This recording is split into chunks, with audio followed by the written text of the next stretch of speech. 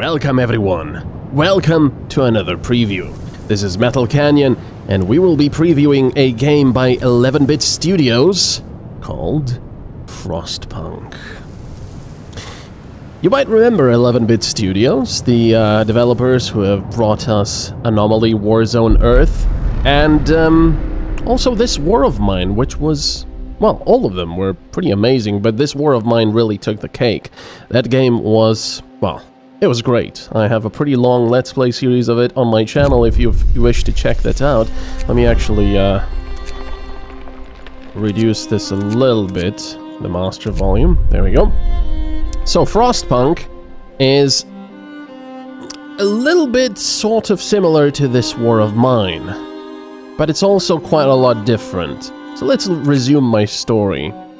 In essence, and as you can see on the bottom, this is a preview build, which only represents a part of the game. This game will be released on the 24th of April, which is just in a few days. I am super excited about that. And hopefully this is getting recorded, because sometimes loading screens do not get recorded. And, yeah.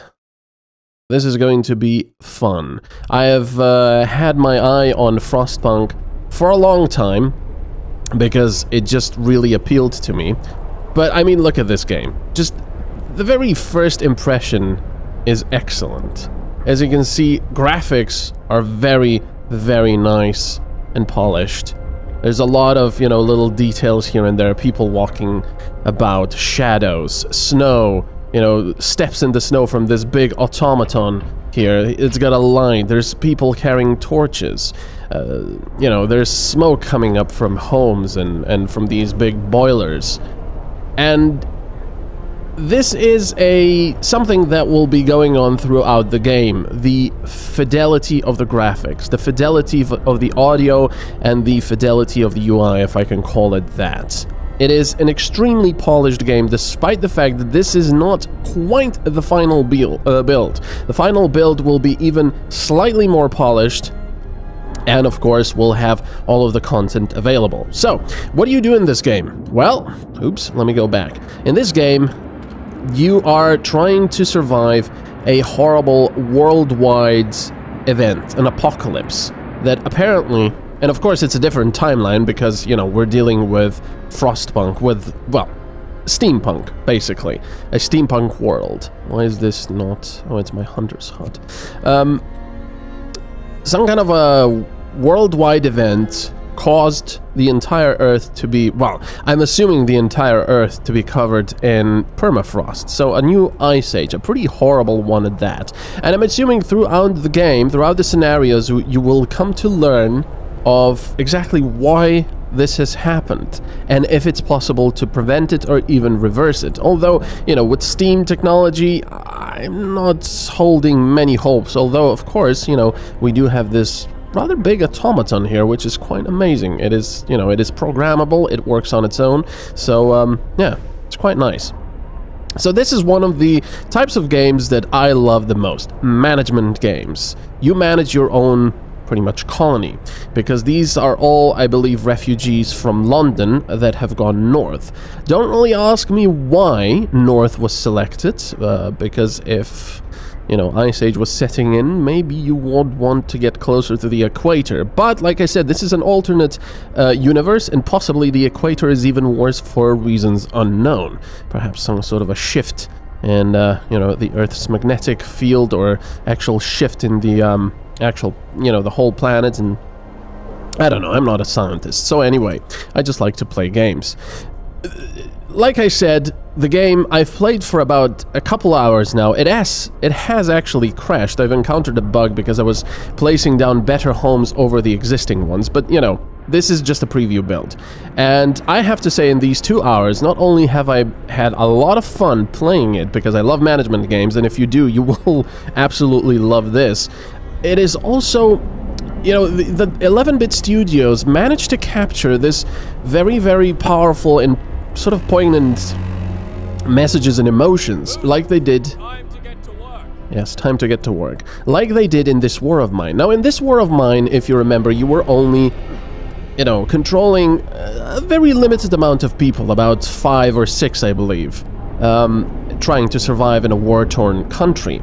And here you take care of quite a lot more people. Right now, my population is 144, which is a heck of a lot more. So you would think that, you know, it wouldn't really get very personal, and you wouldn't really care that much for the people. And in some ways that is true. You know, I have 3 people here who are disabled. They have been had frostbite. They had to have their you know, limbs amputated, unfortunately.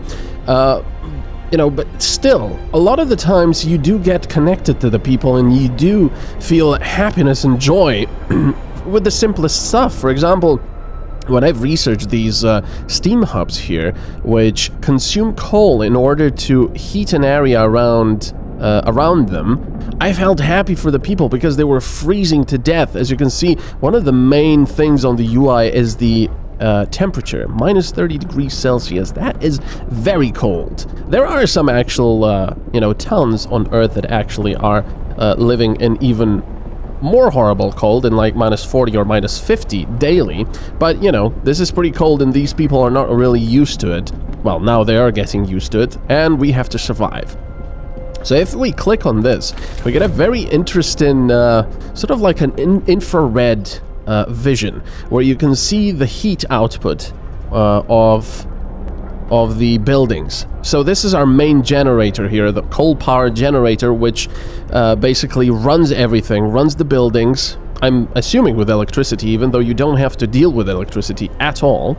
But one of the main points of it is that it provides heat around itself. Now, I have also researched like stoves or something that allow me to heat individual buildings, only specific ones though, not like the hunters' lodges or huts and actual homes, right now anyway. But of course that consumes more coal. So as you can see over here, it's very cold. However, it's not even...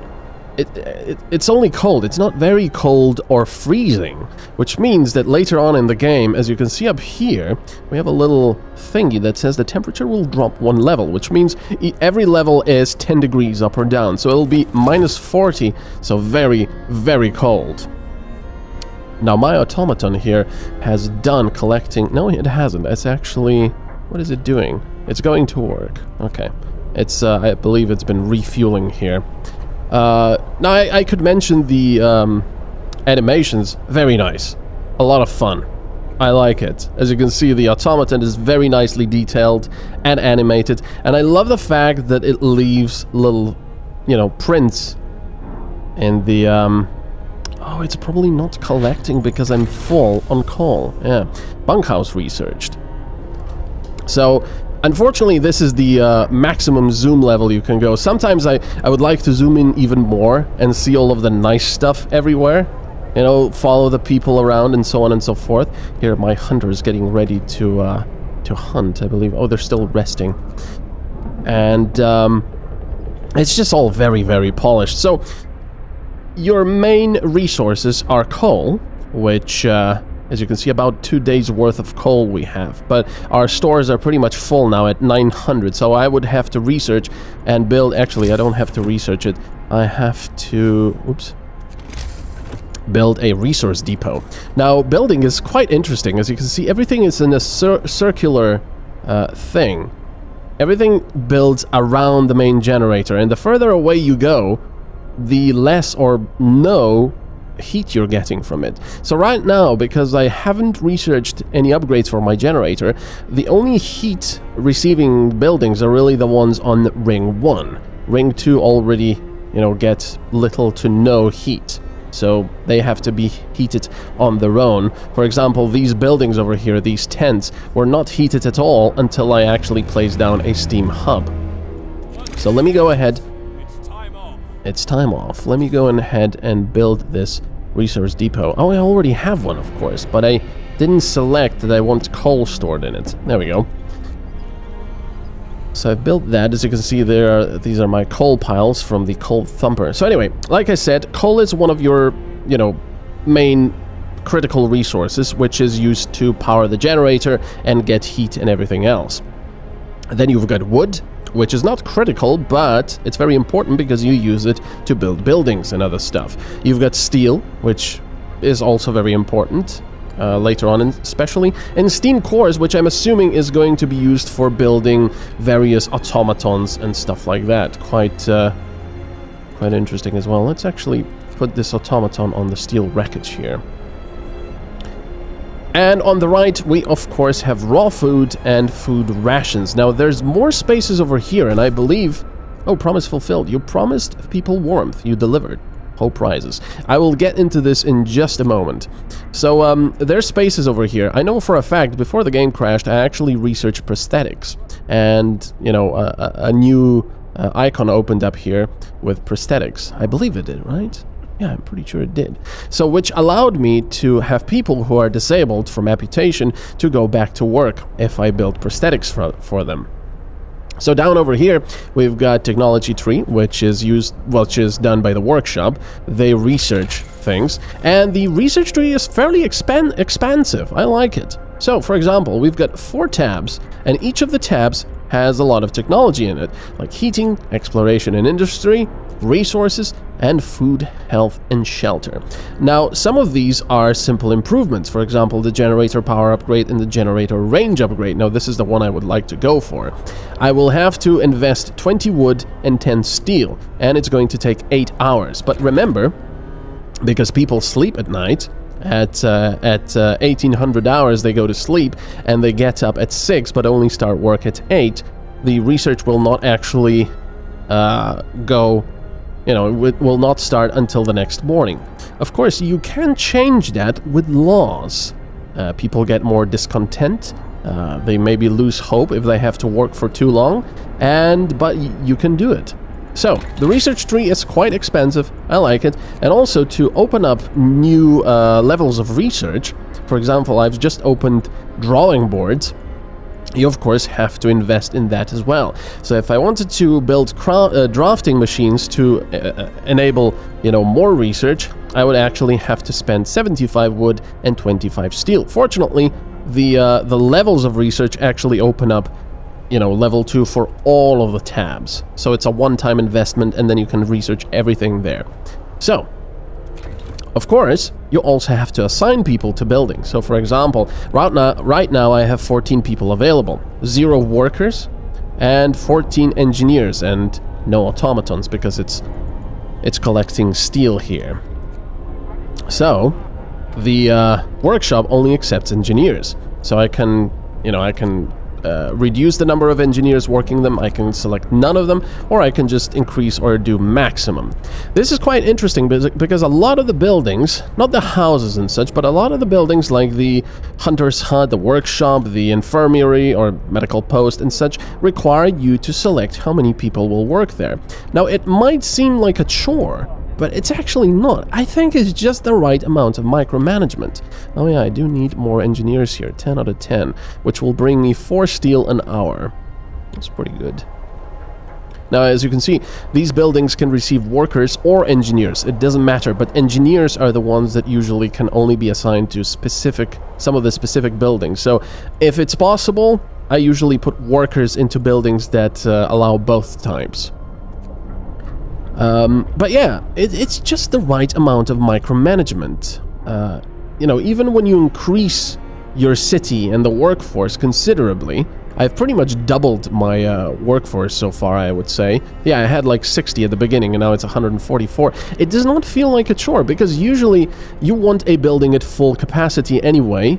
Unless, of course, you're like this when I was at capacity for coal, and I reduced my workers in here at the Cold Thumper to 4 to 10. 4 out of 10. And the nice thing is, it actually tells you how much, you know, coal you're getting when people are actually working, so you can adjust it to how much people can collect from this gathering post, which is necessary to be next to it. Ah, we've got more homeless now because more survivors have arrived. There you go, look at that.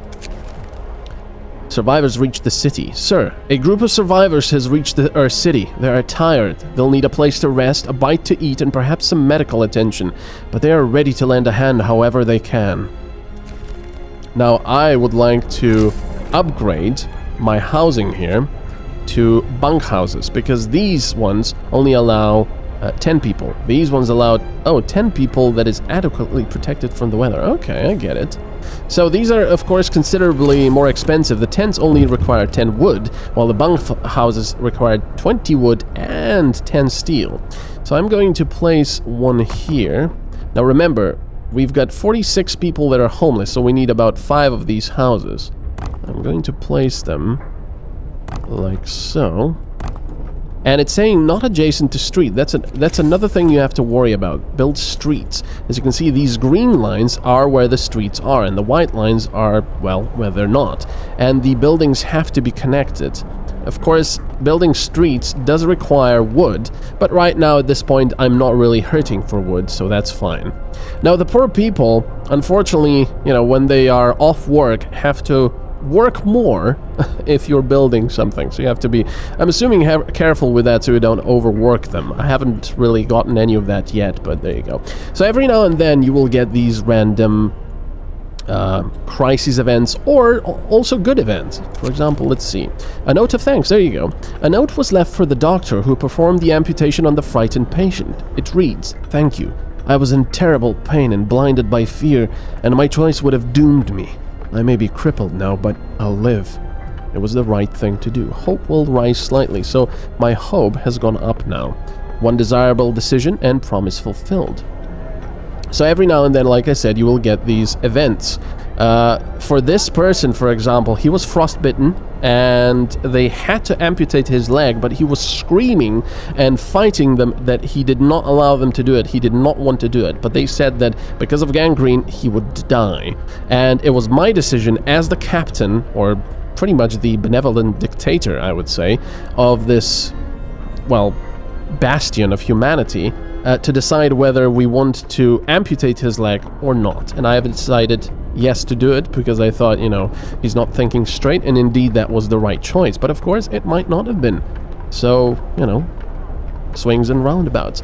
The Automaton is coming back to refuel. I'm actually wondering how he's going to manage getting back to that, past all the buildings. Is he just going to step over them? I really love how they move. I've actually found this automaton via my expedition forces. My expedition, my scouts have actually died. Here's the beacon. Look at it. Get back to work. Look at that. He actually goes up onto the steam hub and gets steam from it. That's so cool. All right, so this is my beacon. This is my beacon of hope here, and from this I can also send out scouts. Now I need 40 wood for that and 5 available workers, so I will do that, and that forms a scouting group. Now this is another map of the area you're in, and as you can see, I've already explored these sites, but I have more to explore. So let's go explore the large convoy here. Send scouts here to learn more. Oh, what? Oh, there we go. Oh yeah, of course, I had to select my scouts because you can have more scouting parties. Let's go there.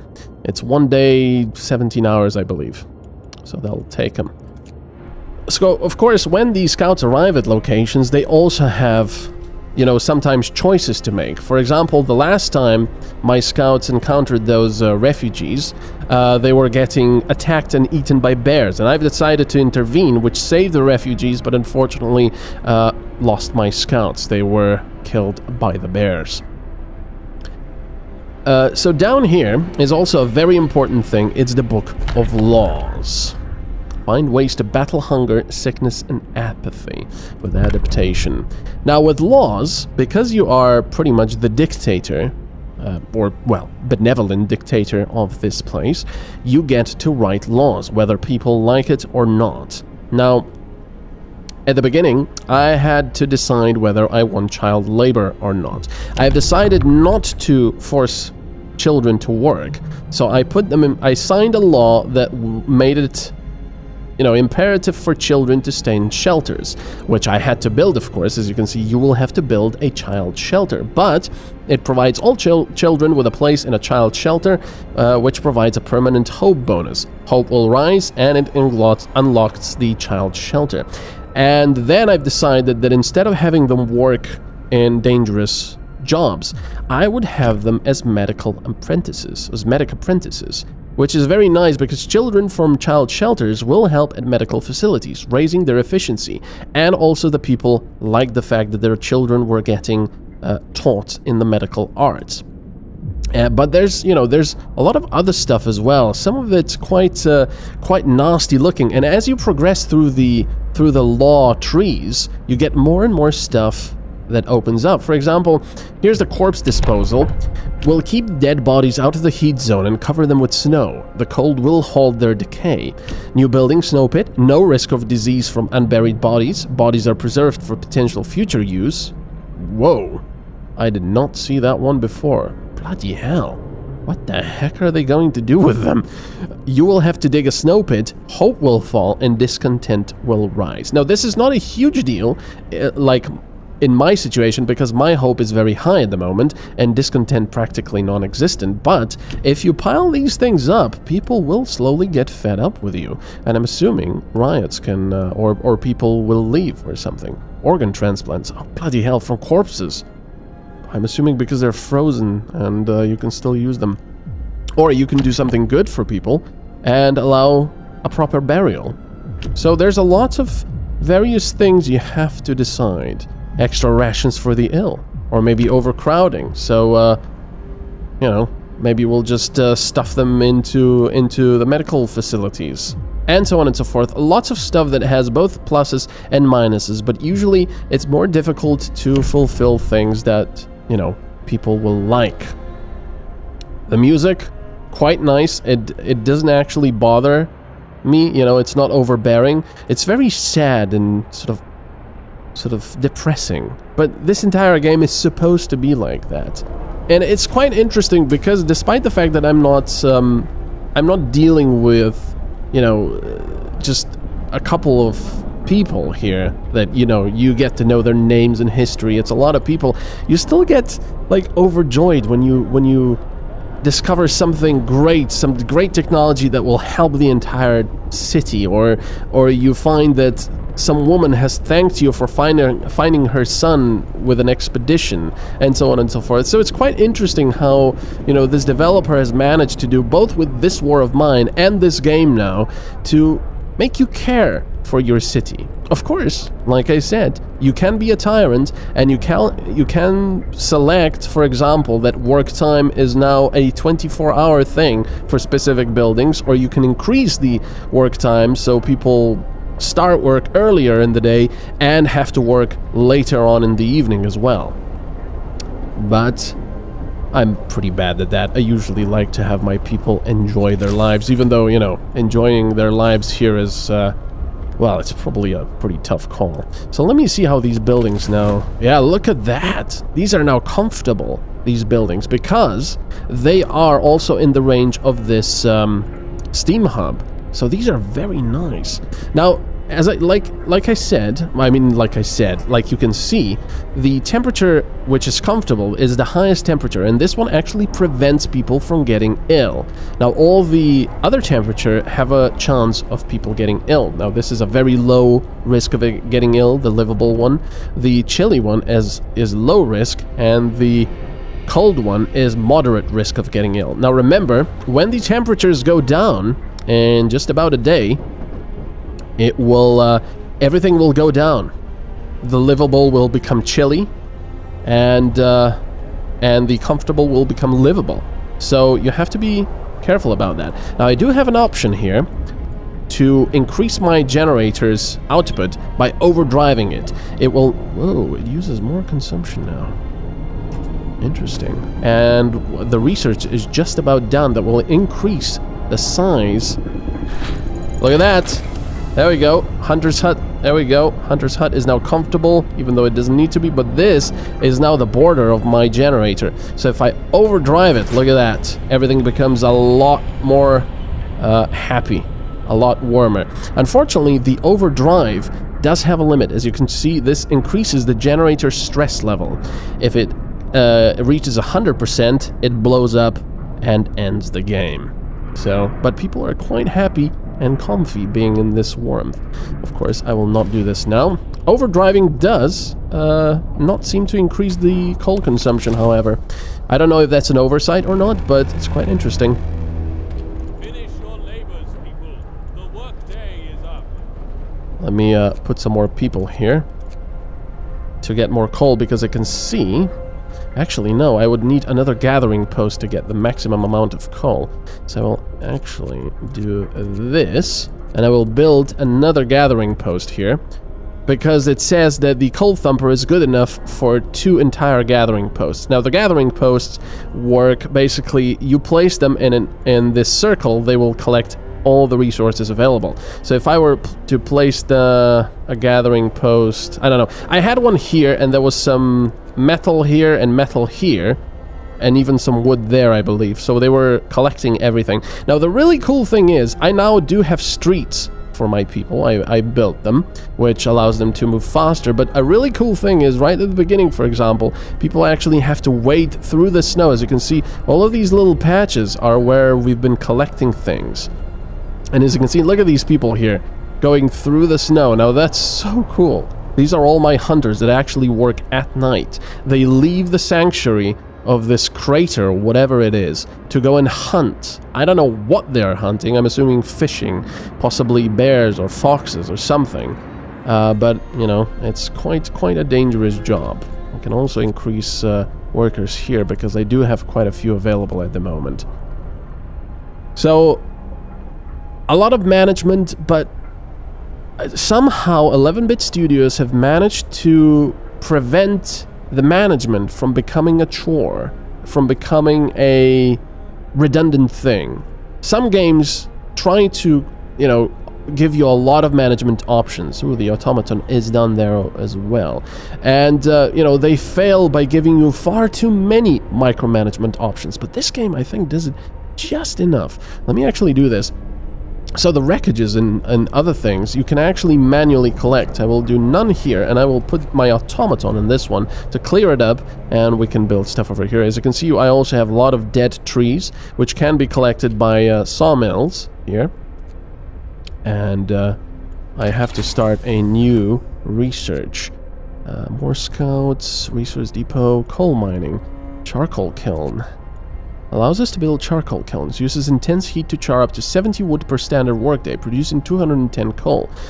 Interesting. Wall drill. Drills into the walls of our crater, uncovering trees that once formed a forest before the ice engulfed them. Provides up to 160 wood per standard workday. Oh, but it does require a steam core to build. Interesting. I will require steam cores sooner rather than later. Let's see, medical post upgrade and a hothouse, which a few handy hardy crops can be grown here, supplying up to 30 raw food per day. And it also requires a steam core. Generator power upgrade allows us to raise the temperature in all heat zones by 1 level. The coal consumption is doubled when this setting is in use. Interesting. I don't really know. More scouts.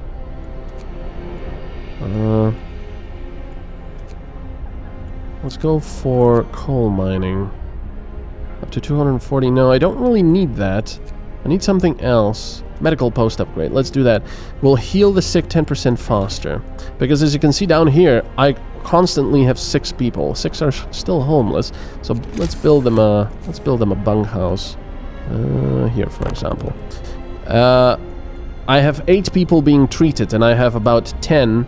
I have 10 space, because I have 2 of the medical posts. And 3 people are disabled, so I will need prosthesis for them.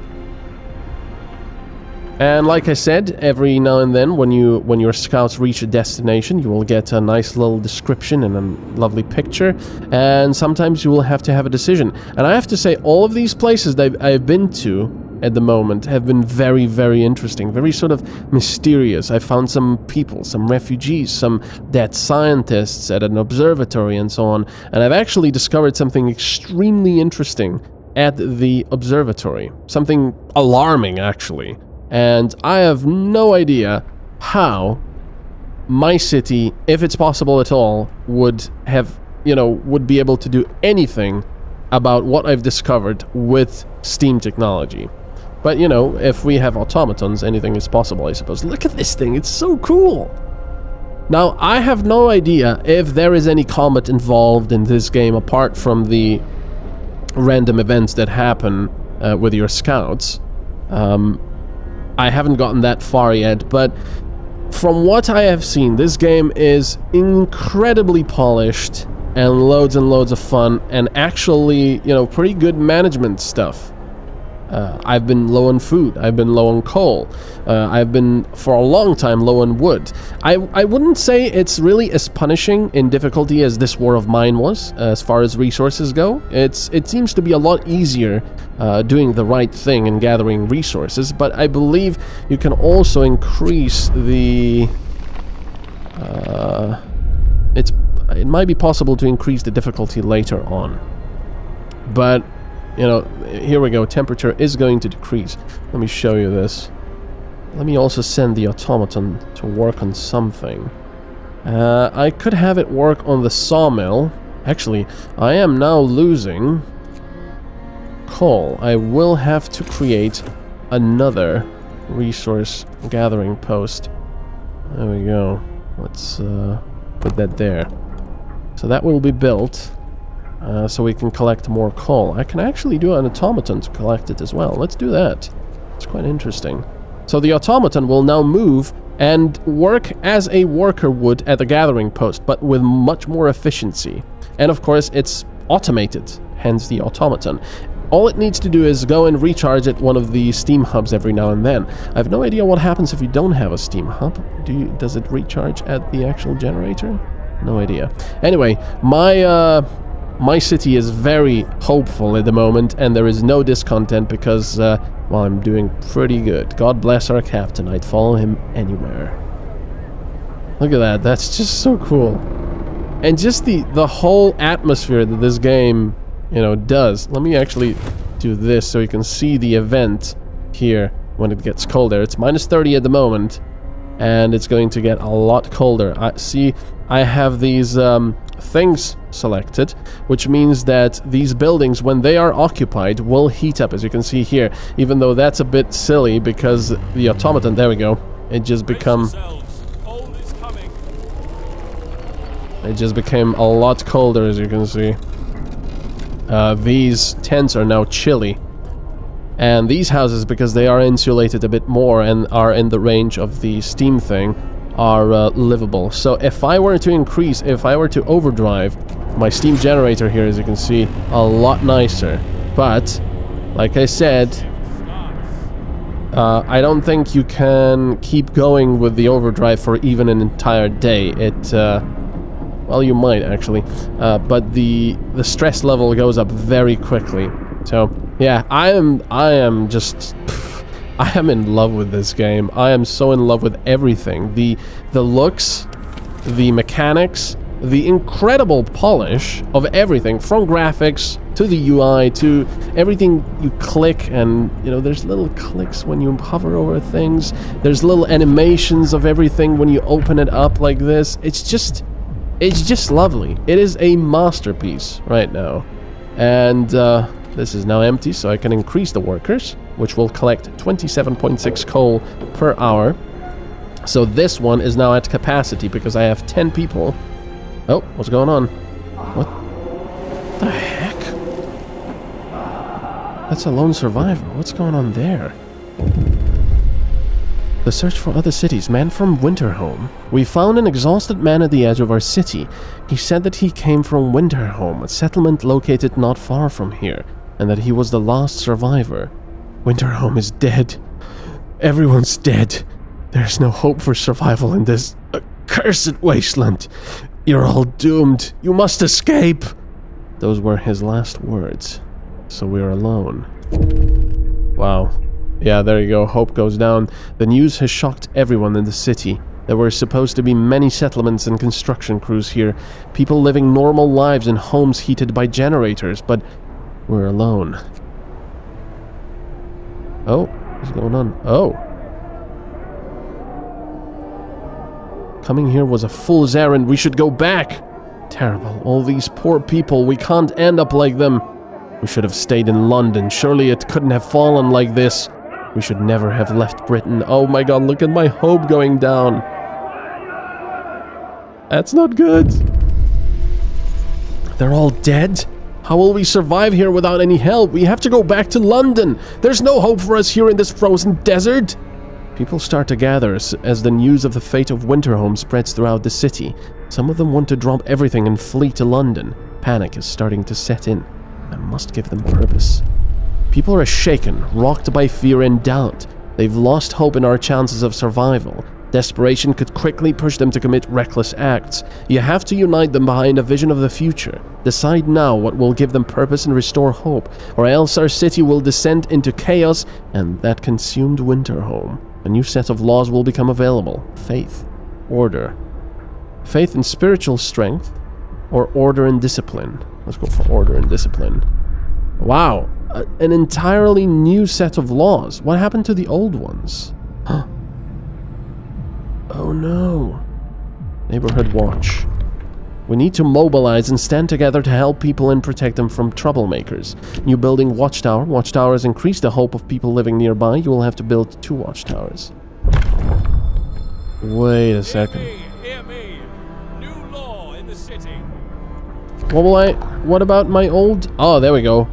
Adaptation. So there's still stuff you can do here. Okay, that's pretty good. So this is not lost. There's prosthetics, which I do need. But of course, you have to wait for your cooldown on giving new laws. So anyway, as you can see, decisions here and there, laws to pass, food to take care of, people to take care of. My coal is going down at the moment. About 21 hours of coal left. I have to increase my production. Oh, everything is at 0% because people have no hope. Oh, that's not good. So I will immediately have to build watchtowers very quickly. Oh geez, this is not good. This does not have a lot of range, this thing. Well, let's build at least a few at the moment. Oh, that's bad. Let's place it there. Yeah, quite interesting, this crisis. Anyway, I hope you've enjoyed this preview of FrostPunk. Yeah, there's a lot of stuff going on. Not good. And I will see you in another preview. I think I'll be Let's Playing this because this is just fantastic. Thanks for watching. Check out my Patreon while you're at it. Have a good one. Bye-bye. Welcome, everyone. Welcome to another preview. This is MetalCanyon, and we'll be previewing a game by